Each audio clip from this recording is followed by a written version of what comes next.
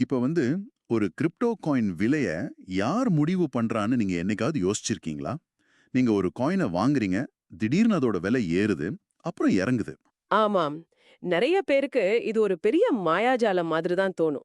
Correct. வெளியில இருந்து பார்க்கும்போது, ஏதோ ஒரு பெரிய கார்ப்பரேட் கம்பெனியோட சிஇஓ இல்லனா ஒரு பெரிய பேங்க் உட்கார்ந்துட்டு, இன்னைக்கு இந்த காயின் விலைய ஏத்துவோம் அப்படின்னு முடிவு பண்ற மாதிரி ஒரு பிம்பம் இருக்கும். ஆனா உண்மை அது கிடையாதுங்க. கண்டிப்பா. நீங்க வாங்குற அந்த காயினோட விலைய நிர்ணயிக்கிறது எந்த ஒரு மனிதனோ, அமைப்போ கிடையாது. அது வெறும் ஒரு சாதாரண கணிதம். எந்த ஒரு எமோஷனும் இல்லாத ரொம்ப துல்லியமான ஒரு கம்ப்யூட்டர் கோடு தான் இந்த சந்தையை இயக்குது. ம். இது ரொம்ப சுவாரஸ்யமான ஒரு தலைப்பு. ஏன்னா கிரிப்டோ சந்தைக்குள்ள வர்ற பலருக்கும் இந்த அடிப்படை மெக்கானிசம் தெரியறதே இல்ல. அதான் இன்னைக்கு நம்ம ஆழமான அலசலோட நோக்கமே. இன்னைக்கு நம்ம எடுத்திருக்கிற சோர்ஸ் யூடியூப்ல கிரிப்டோ கனெக்ட் சேனல் வெளியிட்ட ஒரு வீடியோவோட டிரான்ஸ்கிரிப்ட். ஆம். அந்த LGNS price calculation based on liquidity pool அப்படிங்கிற வீடியோ தான? எக்ஸாக்ட்லி. அந்த வீடியோவை அடிப்படையா வச்சு ஒரு டெக்ஸ், அதாவது டீசென்ட்ரலைஸ்ட் எக்ஸ்சேஞ்ச்னா என்ன, லிக்விடிட்டி பூல், ஏஎம்எம் இதெல்லாம் எப்படி வேலை செய்யுதுன்னு நம்ம அலச போறோம். இது ரொம்ப முக்கியம். குறிப்பா அந்த எல்ஜிஎன்எஸ் காயினோட விலைய, அதோட லிக்விடிட்டி பூல் டேட்டாவ வச்சு எப்படி துல்லியமா கணக்கு போடுறாங்கன்னு நம்ம டீகோட் பண்ணணும். ஆமா, அது மட்டும் இல்லாம ஐஎல்ஓ அப்படிங்கிற இனிஷியல் லிக்விடிட்டி ஆஃபரிங் மூலமா புதுசா ஃபண்ட் உள்ளே வரும்போது விலை எப்படி $7 மேல போகும்னு அந்த வீடியோல கணிக்கிறாங்க இல்லையா? அதையும் நம்ம ரொம்ப ஆழமா பார்க்க போறோம். பாத்தீங்கன்னா, இந்த கணிதத்தை நீங்க புரிஞ்சுக்கிட்டா, கிரிப்டோ மார்க்கெட் உங்கள கண்டிப்பா பயமுறுத்தாது. சூப்பர். சரி, நாம அந்த கணிதத்துக்கு போறதுக்கு முன்னாடி கொஞ்சம் பேசிக்ஸ்ல இருந்து ஆரம்பிப்போம். இத கேட்டுட்டு இருக்கிற உங்களுக்கு டெக்ஸ்னா என்னன்னு ஓரளவுக்கு தெரிஞ்சிருக்கும். சென்ட்ரலைஸ்ட் எக்ஸ்சேஞ்ச் மாதிரி, இதுல நடுவுல எந்த பேங்கோ, புரோக்கரோ கிடையாது. கரெக்ட். பாலிகான் பிளாக் செயின்ல இயங்குற குவிக் ஸ்வாப் மாதிரி தளங்கள்ல வாங்குபவருக்கும் விற்பவருக்கும் நடுவுல எந்த ஒரு நிறுவனமும் இல்ல. அப்போ எப்படி ட்ரேடிங் நடக்குது? இங்க தான் வந்து ஏஎம்எம், அதாவது ஆட்டோமேட்டட் மார்க்கெட் மேக்கர் அப்படிங்கிற கான்செப்ட் வருது. ரைட். இப்போ வழக்கமா பங்குச் சந்தையில ஒரு ஆர்டர் புக் இருக்கும். நான் ஒரு விலைக்கு வாங்க தயாரா இருப்பேன். நீங்க அதே விலைக்கு விற்க தயாரா இருந்தா ட்ரேட் நடக்கும். ஆனா டெக்ஸ்ல நம்ம இன்னொரு ஆளுக்காக காத்துட்டு இருக்க தேவையில்ல. நாம நேரா ஒரு லிக்விடிட்டி பூல் கூட ட்ரேட் பண்றோம். ஓகே, இத கொஞ்சம் விரிவா பார்ப்போம். இந்த பூல நான் ஒரு தராசு இல்லனா ஒரு சீசா மாதிரி கற்பனை பண்ணிக்கிறேன். சீசா உதாரணம் நல்லா இருக்கு. ஒரு பக்கம் டிஏஐ காயின் இருக்கு, மறுபக்கம் எல்ஜிஎன்எஸ் காயின் இருக்கு. இந்த இரண்டின் விகிதம் தான் விலையை தீர்மானிக்கிறது. அதாவது விலைய ஒரு தனி நபரோ நிறுவனமோ நிர்ணயிக்கிறது இல்ல. பூல்ல உள்ள டோக்கன்களின் விகிதமே விலைய முடிவு செய்யுது. சரிதானே? இங்க மிகவும் சுவாரஸ்யமான விஷயம் என்னவென்றால், சொல்லுங்க. சாதாரண சீசால ரெண்டு பக்கமும் சமமான எடை இருந்தா நேரா நிக்கும். ஆனா ஏஎம்எம் சீசா அப்படி வேலை செய்யாது. இது ரொம்ப டைனாமிக்கான ஒரு மெக்கானிசம். ஓஹோ, அது எப்படி? நீங்க லிக்விடிட்டி பூல் கூட ட்ரேட் பண்ணும்போது, நீங்க அந்த சீசாவோட ஒரு பக்கத்துல எடைய கூட்டிக்கிட்டே போறீங்க. அதே நேரத்துல மறுபக்கத்துல இருந்து எடைய எடுக்கிறீங்க. இங்க விலை அப்படிங்கிறது பூல்ல இருக்கிற ரெண்டு காயின்களுக்கும் இடையிலான ஒரு ரேஷியோ. அதாவது விகிதம். ஆமா. நீங்க எவ்வளோக்கு ஒரு காயின அந்த பூல்ல இருந்து வெளிய எடுக்கிறீங்களோ, அதுக்கு டிமாண்ட் அதிகமாகி அதோட விலை ஆட்டோமேட்டிக்கா கூடும். இதுதான் லிக்விடிட்டி பூலோட அடிப்படை கட்டமைப்பு. ஓகே. அப்போ காயின் விலை அப்படிங்கிறது அந்த பூல்ல இருக்கிற சப்ளைய பொறுத்து ஆட்டோமேட்டிக்கா அட்ஜஸ்ட் ஆகுற ஒரு விஷயம். நம்ம சோர்ஸ்ல இருக்கிற டேட்டாவ வச்சு இதை இன்னும் கொஞ்சம் பிராக்டிகலா பார்க்கலாம். கண்டிப்பா பார்க்கலாம்.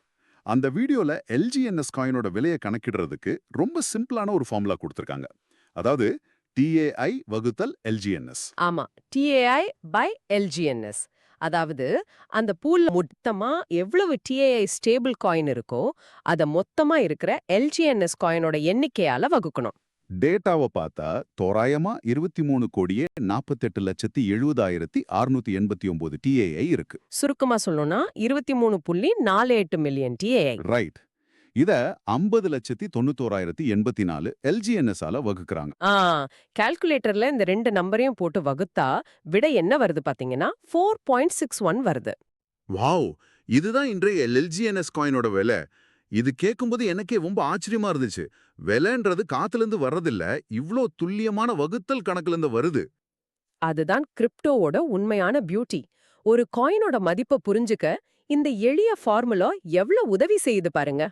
ஆமா, யாராவது விலை ஏன் இப்படி இருக்குன்னு கேட்டா, மார்க்கெட் சென்டிமெண்ட்னு சொல்லாம, பூல்ல இவ்ளோ டிஏஐ இருக்கு, இவ்ளோ எல்ஜிஎன்எஸ் இருக்குன்னு நாம ப்ரூஃப் பண்ண முடியும். ஆனா இதுல நீங்க கவனிக்க வேண்டிய இன்னொரு முக்கியமான விஷயம் இருக்கு. இந்த விலை எப்பவுமே 4.61லயே இருக்காது. பூல்குள்ள பணம் வர வர அல்லது மக்கள் காயினை விற்க விற்க இந்த விகிதம் மாறும். இங்கதான் விஷயம் ரொம்ப சுவாரஸ்யமா மாறுது. எனக்கு அடுத்த கேள்வியா தான், இந்த பூலோட பேலன்ஸ் எப்படி மாறும்? குறிப்பா ஐஎல்ஓ நடக்கும்போது என்ன ஆகும்? அதாவது இனிஷியல் லிக்விடிட்டி ஆஃபரிங். ஆமா, ஒரு ப்ராஜெக்ட முதலா இல்லனா ஒரு குறிப்பிட்ட கட்டத்துல புதுசா லிக்விடிட்டிய உள்ளே கொண்டு வர்றாங்க. லிக்விடிட்டிக்கு உள்ளே வரும் ஐஎல்ஓவின் தாக்கத்தை அந்த வீடியோ ஆதாரம் ரொம்ப தெளிவா விளக்குது. ஆமா, ஏற்கனவே 160 அப்படிங்கிற அளவுல லிக்விடிட்டி ஆட் பண்ணிருக்காங்க. இப்ப புதுசா 60 அளவு வரப்போகுது. ஆக மொத்தம் 220 வரப்போகுது. இப்படி புதுசா டிஏஐ பூல்குள்ள வரும்போது பழைய டிஏஐயோட இதுவும் சேர்ந்து கொள்ளும் இல்லையா? கண்டிப்பா. அப்போ அந்த பெரிய தொகையை எல்ஜிஎன்எஸ் ஆல் வகுக்கும் போது விலை 7.75ஆக உயரும் அப்படின்னு லீடர்கள் கணக்கிட்டு இருக்காங்க. புதுசா பணம் உள்ளே வந்தா விலை ஏறும் அப்படிங்கிற லாஜிக் எனக்கு புரியுது. ஆனா இது எப்படி இவ்ளோ துல்லியமா கணிக்கப்படுது? ரொம்ப சிம்பிள். ஸ்மார்ட் கான்ட்ராக்ட் ஒருபோதும் பொய் சொல்லாது. நீங்க சொன்ன அந்த சீசா கான்செப்டுக்கு மறுபடியும் வருவோம். இப்போ பூல்ல 220 அளவுக்கான புது டிஐஐ உள்ளே வந்துருச்சு. ம். ஆனா எல்ஜிஎன்எஸ் ஓட எண்ணிக்கை மாறவே இல்ல. அப்போ ஃபார்முலா படி மேல இருக்கிற நம்பர் பெருசாகுது, கீழ இருக்கிற நம்பர் அப்படியே இருக்கு. ஆனா ஆமா, வகுக்கும்போது விடை தானாகவே பெருசாகும். அதனால தான் விலை 7.75 உயருது. எக்ஸாக்ட்லி. இது ஏதோ யாரோ சொல்ற ஆருடம் கிடையாது. பணம் உள்ளே வந்தா விலை ஏறியே தீர வேண்டும் அப்படிங்கிறது ஒரு ஆழமான கணித விதி. அயல்வோவுக்கு பிறகு காயினோட விலை $7க்கு மேல் செல்லும்னு சொல்றதுக்கு இதுதான் காரணம். இப்போ நான் உங்கள கொஞ்சம் பின்னோக்கி எடுக்கிறேன். இத கேட்டுட்டு இருக்கிறவங்களுக்கு ஒரு கேள்வி வரணும். புதுசா லிக்விடிட்டி உள்ளே வரும்போது விலை 7க்கு மேல் உயர்கிறது என்றால், மக்கள் அந்த லிக்விடிட்டிய வெளியே எடுத்தால் விலை குறையும் தானே? ரொம்ப நல்ல கேள்வி. ஏன்னா விலை 7.75க்கு போன உடனே நிறைய பேருக்கு லாபம் வந்துருச்சு, நாம உடனே வித்துறலாம்னு ஆசை வரும். இப்ப எல்லாரும் எல்ஜிஎன்எஸ் விற்க ஆரம்பிச்சா என்ன நடக்கும்? இதனால தானே பேனிக் செல்லிங் செய்ய வேண்டாம்னு வீடியோல எச்சரிக்கிறாங்க. கரெக்ட். இது நாம பெரிய கண்ணோட்டத்துல பார்த்தோம்னா, மக்கள் ஒட்டுமொத்தமா விற்க ஆரம்பிச்சா விலை கண்டிப்பா குறையும்.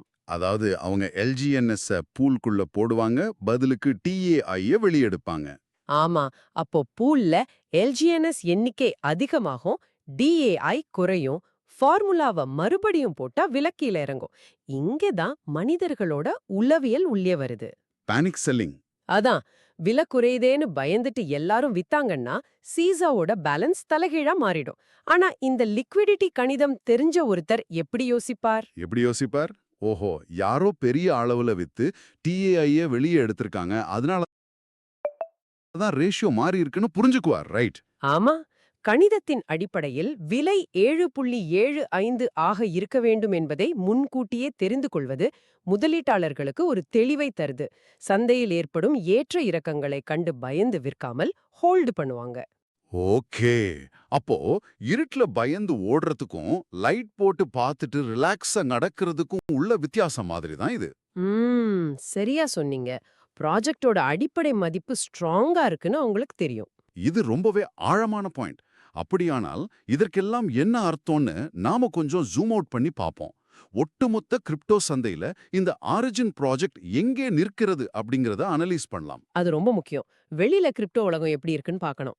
வீடியோல இருக்கிற தரவுகளின்படி ஸ்னைப்பர் டெக் ஸ்கிரீனர் மூலமா இந்த ப்ராஜெக்ட்க்கு 100க்கு 70, அதாவது 70/100 ரேங்க் வழங்கப்பட்டுள்ளது. ஆமா. கூடவே பைனான்ஸ், காயின் மார்க்கெட் கேப் மாதிரியான தளங்கள்லயும் இது கண்காணிக்கப்படுது. ஆனா இங்க தான் எனக்கு ஒரு சின்ன சந்தேகம்.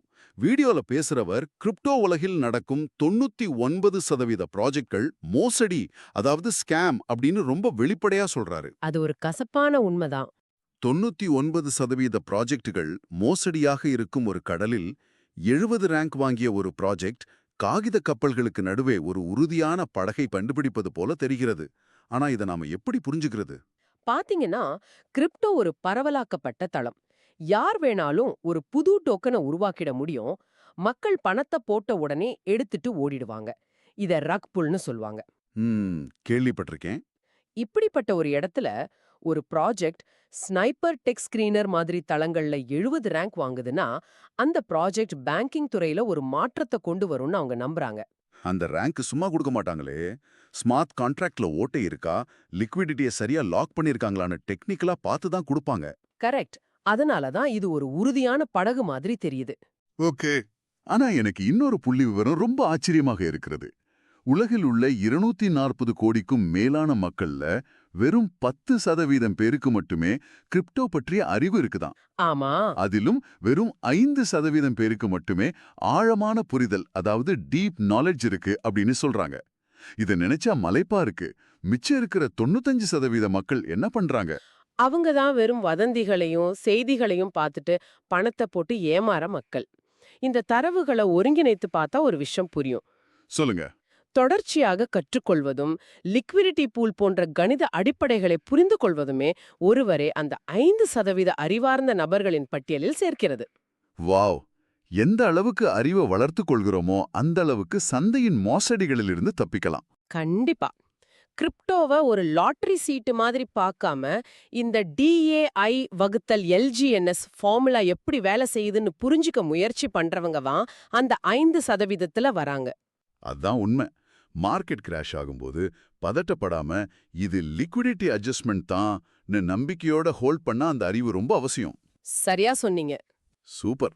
இன்றைய இந்த ஆழமான அலசல்ல நாம ரொம்பவே காம்ப்ளெக்ஸான பல விஷயங்களை உடைத்து பார்த்திருக்கோம். ஒரு டெக்ஸ்ல லிக்விடிட்டி பூல் எப்படி இயங்குகிறதுன்னு பார்த்தோம். ஆமா. DAI மற்றும் LGNS இடையேயான அந்த எளிய வகுத்தல் கணக்கு எப்படி விலைய 4.61லிருந்து ILOவுக்கு பிறகு 7.75ஆக உயர்த்துகிறது என்பதையும் ரொம்ப தெளிவா அலசினோம். ஆமா, இந்த கணிதத்தையும் லிக்விடிட்டி செயல்முறையையும் நீங்க புரிஞ்சுகொள்வது மிகவும் முக்கியம். ஏனென்றால் வெறும் வதந்திகளை நம்பி பேனிக் செல்லிங் செய்வதை தவிர்த்து தரவுகளின் அடிப்படையில் முடிவெடுக்க இது உங்களுக்கு ரொம்பவே உதவும். எந்த ஒரு மார்க்கெட்லயும் உங்க அறிவை வளர்த்துக்கிறது தான் உங்களுக்கான உண்மையான பாதுகாப்பு. கரெக்ட். இப்போ நிகழ்ச்சியை நிறைவு செய்யறதுக்கு முன்னாடி நீங்க சிந்திப்பதற்காக ஒரு கேள்வியை நான் முன்வைக்கிறேன். கிரிப்டோ கரன்சியின் விலை லிக்விடிட்டி பூல் கணிதத்தின் அடிப்படையில் ரொம்ப துல்லியமாக இயங்குகிறது என்றால், கிரிப்டோ பற்றி எதுவும் தெரியாத அந்த மீதமுள்ள 90% மக்கள் சந்தைக்குள் நுழையும் போது என்ன நடக்கும்? அது ஒரு பெரிய கேள்விதான். அவங்க இந்த கணிதத்தை நம்பி பொறுமையா இருப்பாங்களா? அல்லது மனிதர்களுக்கே உரிய பேராசையும் பயமும் சேர்ந்து சந்தையின் இந்த துல்லியமான கணிதத்தையே முறியெடுத்து விடுமா? மனிதர்களின் சைக்காலஜி ஜெயிக்குமா? இல்லை எண்கள் ஜெயிக்குமா? இதை நீங்களே சிந்தித்து பாருங்கள். சூப்பரான ஒரு கேள்வி. ஆமா, இதை நீங்க யோசிச்சுக்கிட்டே இருங்க. அடுத்த ஒரு சுவாரஸ்யமான தேடல்ல உங்களை